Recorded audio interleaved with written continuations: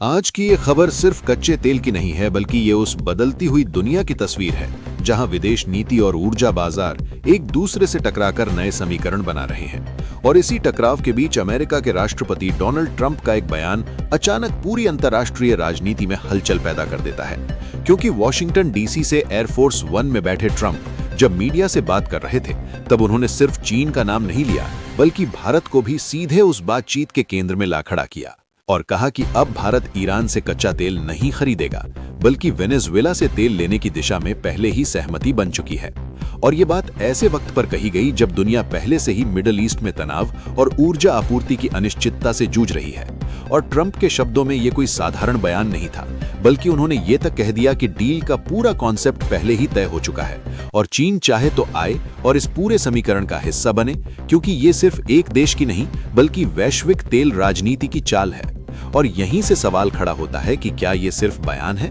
या आने वाले दिनों में दुनिया एक नई ऊर्जा व्यवस्था की तरफ बढ़ती दिखाई देगी। और भारत का नाम जब इस बयान में आया तो स्वाभाविक है कि देश के भीतर भी हलचल तेज हो गई, क्योंकि भारत की ऊर्जा सुरक्षा सिर्फ व्यापार का सवाल नहीं बल्कि राष्ट्रीय हित और रणनीतिक संतुलन से जुड़ी हुई है। और यही वजह है कि भले ही इस बयान पर भारत सरकार की तरफ से तुरंत कोई आधिकारिक प्रतिक्रिया सामने नहीं आई, लेकिन जो संकेत दिए गए वो साफ बताते हैं कि बातचीत बंद कमरों में काफी आगे बढ़ चुकी है। और इसी दिशा में केंद्रीय वाणिज्य और उद्योग मंत्री पीयूष गोयल का बयान भी सामने आया, जिसने इस पूरे मामले को और स्पष्ट कर दिया, क्योंकि उन्होंने ये साफ कहा कि भारत हर डील को अपने फायदे और नुकसान के तराजू पर तौलकर ही स्वीकार करता है और कोई भी समझौता किसी दबाव या समय सीमा के आधार पर नहीं, बल्कि तब होता है जब दोनों पक्षों को बराबर का लाभ दिखाई देता है। और यही भारत की विदेश नीति की असली ताकत है, जहां फैसले भावनाओं में नहीं बल्कि हितों में लिए जाते हैं। और जब मंत्री ये कहते हैं कि भारत अपने हितों की बात करता है तो दुनिया सुनती है।